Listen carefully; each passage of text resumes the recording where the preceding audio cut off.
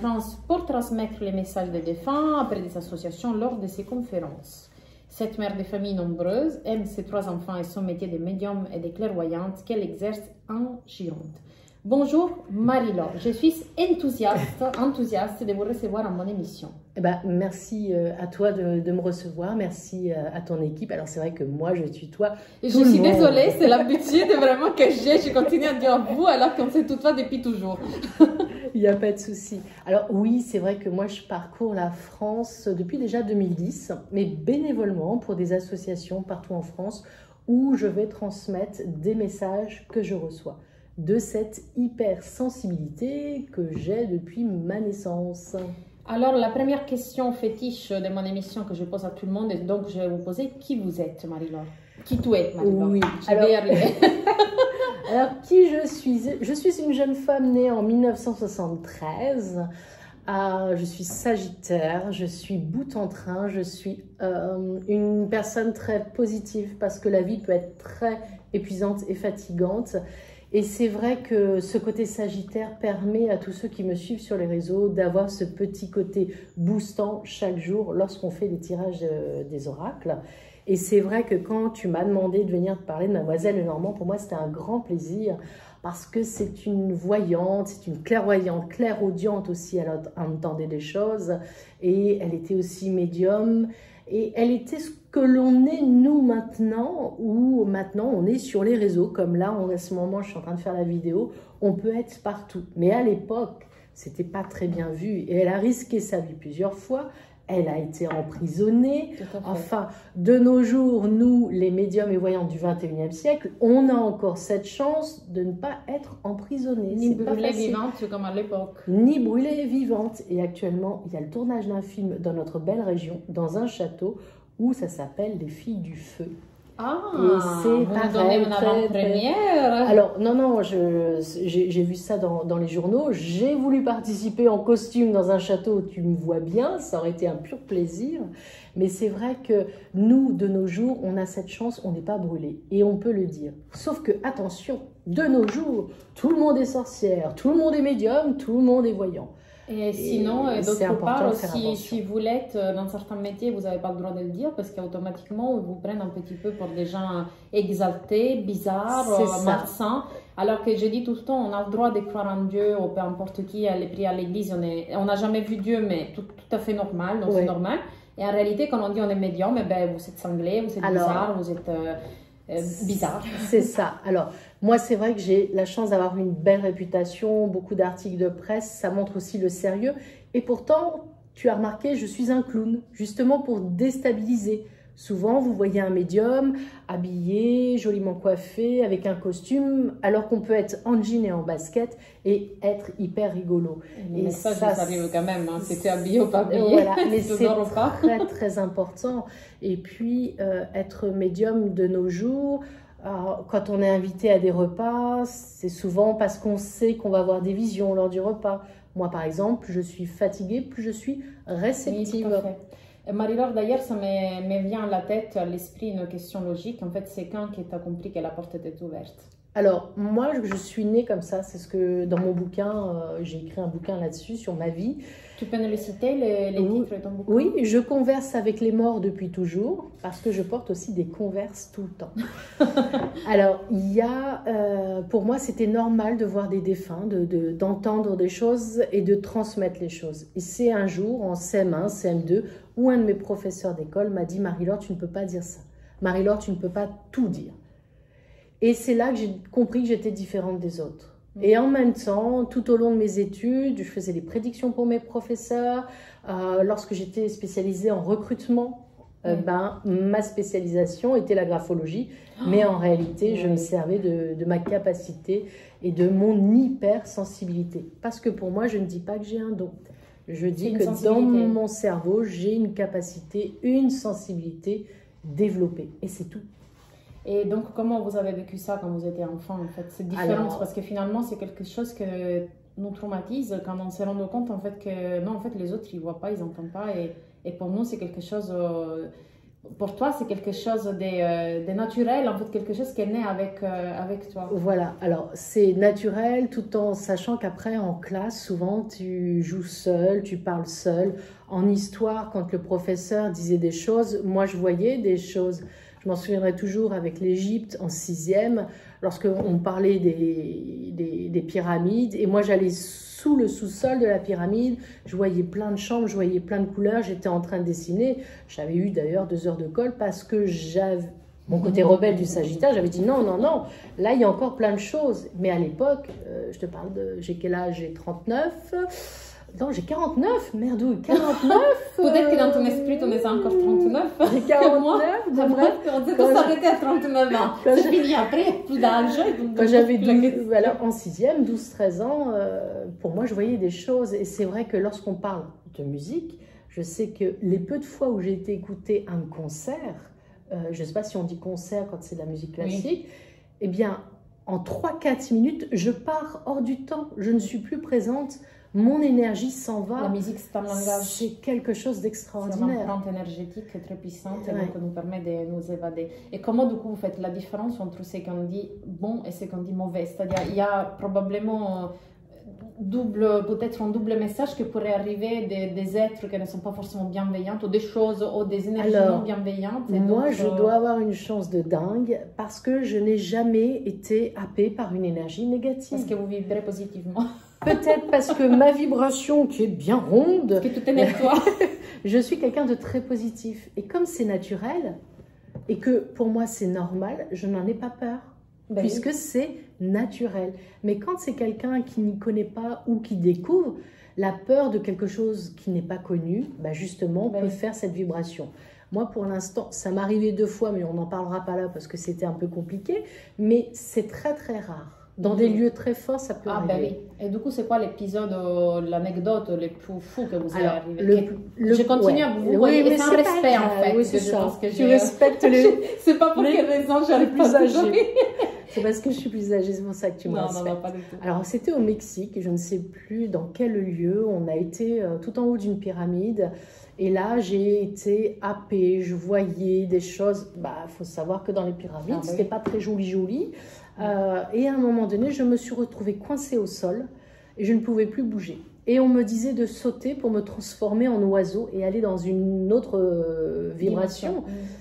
Heureusement, mon inconscient, ma source de vie me disait de ne pas sauter. Et j'avais 17 ans à l'époque. Et c'est un moniteur, un professeur qui nous gardait à l'époque, puisque c'était un séjour d'adolescent, est venu me chercher et ils ont été obligés de me porter pour me sortir du lieu parce que je voulais sauter. Et l'inconscient, le conscient, l'instinct de survie a fait que je n'ai pas sauté. Et ça a été très très difficile parce que les visions, eh bien on sait que dans ces endroits-là, il y avait des sacrifices. Tout à fait. Et le lieu, c'était la première fois où j'ai eu autant de fantômes qui sont passés à travers moi. À Paris, dans le Marais. Un jour, je faisais donc un recrutement pour une grosse société, donc j'utilisais la graphologie et on était à l'hôtel de ville. Il y avait un restaurant, donc on travaillait tout en mangeant bien. Et là, je voyais des gens passer sans tête. C'est après que j'ai découvert que c'était la place où on guillotinait les gens. Donc il y avait, le temps n'existe pas pour un médium, enfin pour moi. Et c'est une vision de lanterne de temps. C'est-à-dire que c'est pas comme si moi je te vois toi, mais par contre tu vois mes dents. Voilà, et tu vois parfaitement. Et on voit parfaitement. Et le problème que j'ai lorsque je conduis, que je suis fatiguée, c'est que je peux être sur une route et passer sur une autre époque et être ailleurs. Donc être médium, ce n'est pas une chance, c'est compliqué à vivre. Et c'est vrai que la musique, donc la musicothérapie, m'aide énormément. Les pierres, j'imagine aussi. Aussi, oui. La lithothérapie. Un petit peu parce que je te vois sur les réseaux tout le temps parler des pierres et moi, tu sais, je suis une passionnée de lithothérapie pareil. Là, par exemple, aujourd'hui, moi, je suis venue avec mon beau gros quartz que j'utilise qui me sert de filtre. Donc, toi, c'est le quartz blanc. Voilà, quartz. J'ai mon améthyste aussi avec moi. Voilà, les bracelets d'améthyste, la pierre de lune. Tout ça, c'est on y croit pas, chacun fait ce qu'il veut. C'est pas un médicament, c'est pas une drogue. Voilà, la lithothérapie, ce sont des énergies que l'on a envie de recevoir ou pas. Mais moi, aujourd'hui, en venant ici, j'avais mes améthystes. D'ailleurs, j'ai un petit cadeau pour toi après. j'ai de l'améthyste avec moi, j'ai mon quartz. Voilà, ce sont les pierres. Déjà, le violet pour le signe du Sagittaire est important. Ah, oui. Et l'améthyste, c'est une pierre d'ouverture aussi. Oui, améthyste. Et puis pour apaiser les stress et les angoisses. Oui, parce que tu reçois, tu es une éponge. Donc, autant tu peux recevoir même les angoisses des personnes qui viennent te consulter. Et c'est très, très fatigant. C'est fatigant parce qu'il faut savoir faire barrière et des fois, on ne peut pas quand on ouvre la porte. Mais heureusement pour moi, je ne fais que des consultations par visio et par téléphone. Donc, je n'ai plus... Enfin, tu n'as plus ce contact. Je sais que les gens n'aiment pas trop, mais ça fonctionne très bien pour moi. Je ne les ai plus en face à face. Par contre, ça m'épuise énormément. Et au mois de novembre, on est sur la pierre de la citrine. Là, c'est la pierre jaune, celle qui est brillante, puisque le soleil va être de moins en moins présent. Donc, on a besoin d'avoir du jaune, du orange. J'ai une belle citrine comme ça à la maison que j'utilise quand je me sens fatiguée. Au mois de novembre, c'est la pierre de citrine. Qui est un quartz jaune qui est traité, en fait. C'est pas une pierre naturelle à 100%. Exactement, exactement. Et là, il faut utiliser aussi les huiles essentielles. L'orange douce, la cannelle. Enfin, voilà, chacun va... La lavande, pour ceux qui sont stressés. Moi, je l'aime pas, la lavande. Mais voilà, on peut utiliser beaucoup de choses. Et moi, je sais que la musique, la chance que j'ai d'être en consultation maintenant que chez moi, entre les consultations, je mets une musique. Et c'est vrai que quand j'étais très jeune, Vivaldi, alors je ne connais pas tous, les 4 saisons, je l'écoutais avec un 33 tours et je m'endormais. Tout à fait. En très peu de temps. Tu sais que l'accord, en fait, il y a pour moi que j'ai étudié, c'est parce que je suis une passionnée de spiritisme, tu le sais très bien, et des médiums et tout ça. Je suis très sensible. L'accord, en fait, musical de cette époque-là n'est pas le même que l'accord romantique ni l'accord moderne. Et donc, en fait, était plus proche de l'accord de la nature. C'est-à-dire du son de l'eau, de la vibration en hertz de l'eau, de la nature. La musique baroque, on dit que c'est des sons naturels parce que c'est la même vibration que la Terre. Aujourd'hui, on le sait. À l'époque, on ne savait pas.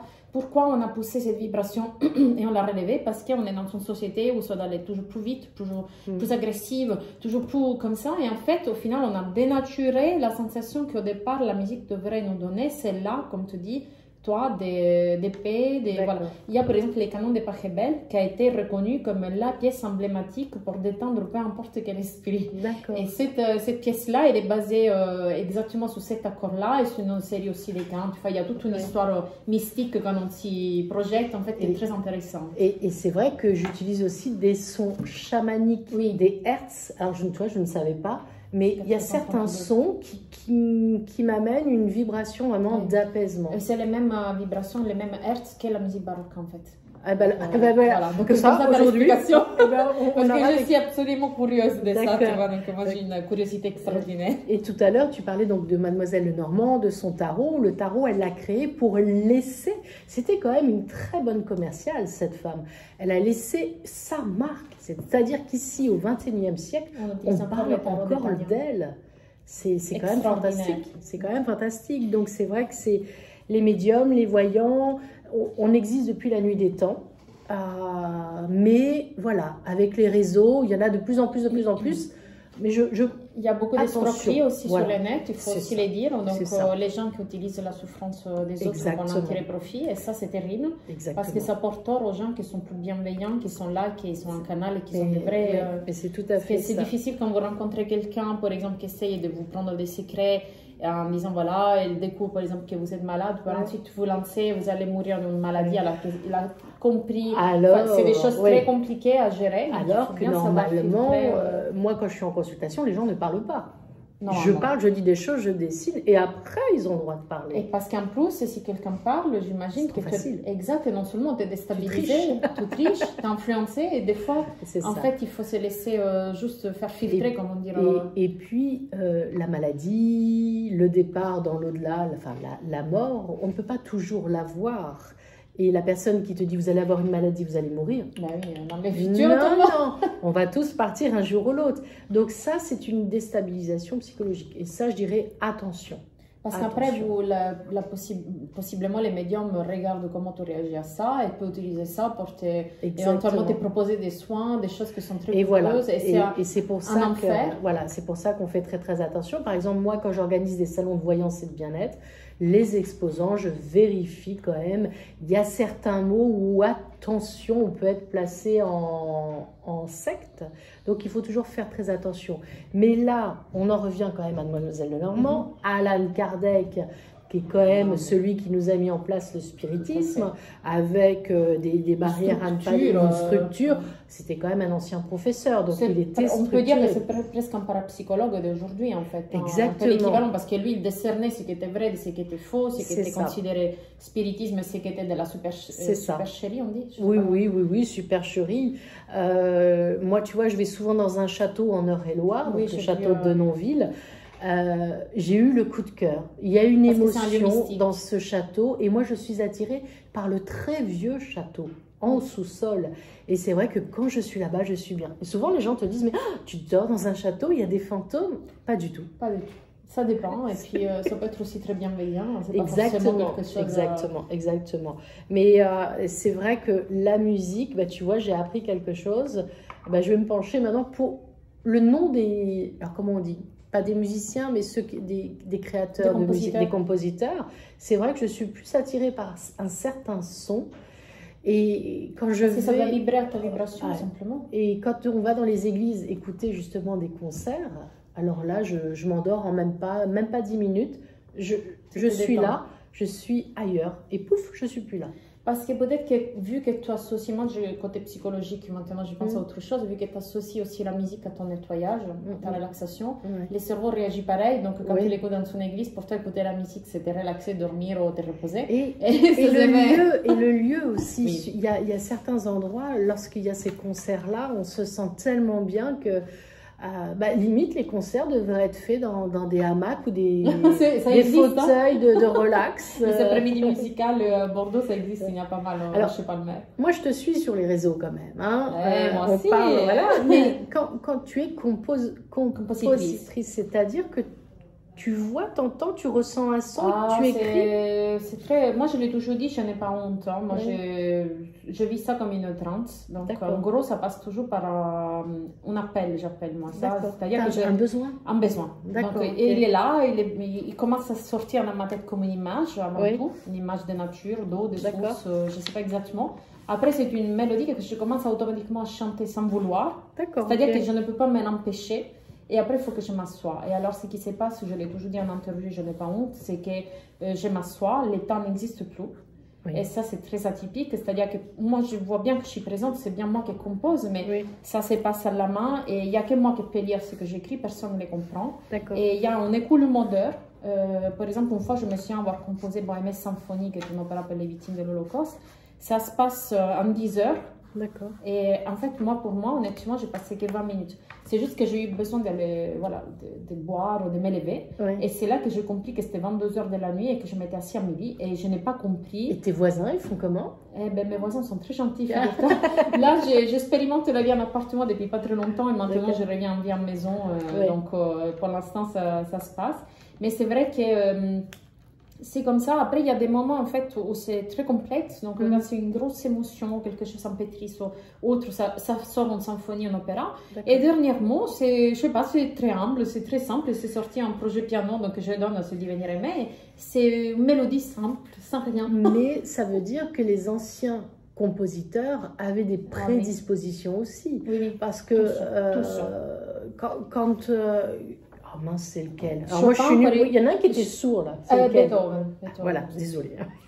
De toute façon, tu vois, Chopin, il le disait qu'il était en transe. D'accord. On a un prélude typique là, que Georges Sand cite dans ses livres, que c'est la goutte d'eau, où il disait qu'il était transfiguré. De toute façon, tout le monde savait que Chopin était transfiguré. Il était pris par des fièvres. Mais en réalité, ce qu'on ne savait pas, ce n'était pas forcément des fièvres, c'était de l'absence, de la drogue ou de l'alcool que lui prenait, parce qu'en fait, ça les mettait... ça lui permettait de lâcher prise, je pense. Et du coup, il rentrait dans une trance, alors il composait en trance. Mais tous les compositeurs. C'est comme Champollion, j'en reviens. Quand il a eu sa fièvre et qu'il a été quasi dans le coma, c'est là qu'il a réussi à voir et à comprendre les hiéroglyphes avec son frère. Donc, comme quoi notre cerveau est très puissant. Alors, on fume pas et on boit pas, on est bien d'accord. On est bien d'accord. Mais c'est vrai que quand tu es en composition, tu es relié à une autre vibration. Il y a un très beau film. Je sais pas dans dessin animé Soul, tu l'as vu? Non. Je pense que les créateurs peuvent comprendre ce que je suis en train de dire là, c'est-à-dire qu'on est nulle part ailleurs et on est partout. Comme un médium, enfin, c'est ton cerveau où tu es sur une autre vibration. Mais on est nulle part, mais on est en tout et on est nulle part en même temps. C'est-à-dire on est là, mais on n'est pas là. On n'est pas là, mais on est là. Oui, c'est quand même extraordinaire. Donc c'est vrai que quand j'en reviens quand même à notre Mademoiselle Lenormand, parce que j'ai dessiné et il faut qu'on parle d'elle parce que elle aime aussi être présente. Hein. Mais voilà, son tarot est quand même pas mal fait c'est simple. Et on arrive quand même au XXIe siècle à parler encore de cette voyante. Et je suis étonnée qu'on n'ait pas retrouvé ces petits calepins où elle avait écrit plein de secrets. Peut-être qu'elle les a cachés, ou peut-être qu'ils ont été pris, parce que c'est un peut-être enterré avec elle. Enterré avec elle, parce que tu sais bien, tu imagines bien qu'un médium a beaucoup de secrets aussi, des techniques, des choses qu'elle n'a pas envie de dire et qui amène dans sa tombe. Et c'est vrai que on en revient à l'époque, il y avait aussi des compositeurs qui venaient la voir. Mais elle était aussi une curiosité. Et de nos jours, quand on va à un dîner quelque part, on est aussi la curiosité du dîner. Ah, ben oui. Et oui, c'est... La curiosité, les mépris, des fois aussi. Hein, parce que alors, moi, j'ai pas de mépris. Bon, peut-être avec mon côté rebelle de Sagittaire, si quelqu'un m'aime pas, je lui dis, écoute, ça me dérange pas, tu vis ta vie. Ça me change. Non, ce que je veux dire, c'est que les gens qui se croient un petit peu d'un autre niveau, ils vont te dire que voilà, c'est de la supercherie, c'est de la superstition. Donc, comment tu fais faire en fait comprendre à quelqu'un qui a absolument pas la porte ouverte à rien du tout dans sa vie, comment tu lui permets tout simplement en faisant des prédictions, en lui décrivant son bureau, sa maison, en lui décrivant son épouse, ses enfants, en lui disant des choses de son passé que lui seul peut savoir.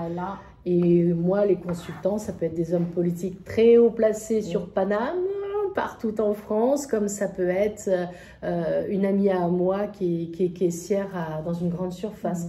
Tout le monde a le droit de savoir. Et c'est pas la réaction que tu as souvent chez ces gens? Les gens, après, ils vous appellent, ils vous envoient un petit SMS. C'est dingue, vous m'avez dit que je vendais ma maison en neuf, je l'ai vendue le 9 septembre, alors que la maison, ça faisait longtemps qu'elle était à vendre. Lorsque j'ai fait une émission où j'ai prédit les audiences à 8, et c'était 8,1. Voilà. Je sais. Que ce soit pour des prédictions, voilà, on ne peut pas tout expliquer, mais ça fonctionne. C'est qui te donne les messages, Marie-Laure? Eh bien, je ne sais pas. Tu ne sais pas. Je ne sais pas. Pour moi, je reste terre à terre. J'ai une capacité, mon cerveau se connecte à quelque chose. Le quoi, le comment, le pourquoi, je ne suis trop humble pour dire je sais. Personne ne peut savoir. De toute façon, on le saura quand on sera passé de l'autre côté. Exactement. Tu sais que moi, j'ai une petite ouverture de l'autre côté parce que je fais un coma de 48 heures. Et la vie est très mystérieuse. Et ça s'appelle les NDE. Les fameuses morts où on revient à la vie et on voit plein de choses. On est entre les deux et après, la vie change et les gens ne comprennent pas jusqu'à qu'ils ont essayé ça et ils te prennent pour une folle. Voilà. Il faut rester, surtout, faut rester dans la bienveillance, dans l'amour et le partage. Donc ça, c'est important. Très bien. Marie-Laure, écoute, j'étais ravie de te recevoir. Moi aussi. On peut te suivre où exactement? Vous cliquez sur Google Marie-Laure Voyante, Marie-Laure Perron Voyante. Vous me retrouvez partout, Facebook, Instagram, LinkedIn, TikTok, YouTube aussi. YouTube, il y a les prédictions. Chaque jour, je tire un oracle pour vous dire la tendance énergétique de votre journée. Et chaque dimanche soir, c'est la tendance de la semaine. Et puis, je fais des petits lives comme ça, improvisés. Très bien, donc on aura le plaisir de te revoir alors en direct ou en enregistré sur les réseaux sociaux. Voilà, mine de rien, ça fait 23 minutes et 45 secondes que nous parlons. J'ai fait une petite vidéo que je mettrai sur ma chaîne YouTube. Génial, donc on retrouvera cette vidéo sur YouTube. C'est ça. Mes amis, amici de Viva la Classica, ciao. Merci pour votre patience, excusez-nous pour notre petit retard qui est dû au bouchon de la rocade et mes rocades bordelaises. Et je vous donne rendez-vous le mois prochain. Merci beaucoup. Ciao, ciao. C'est bon? Merci beaucoup. Ciao. Tu dis au revoir à nos amis, là, parce qu'après je mets la vidéo. Hein.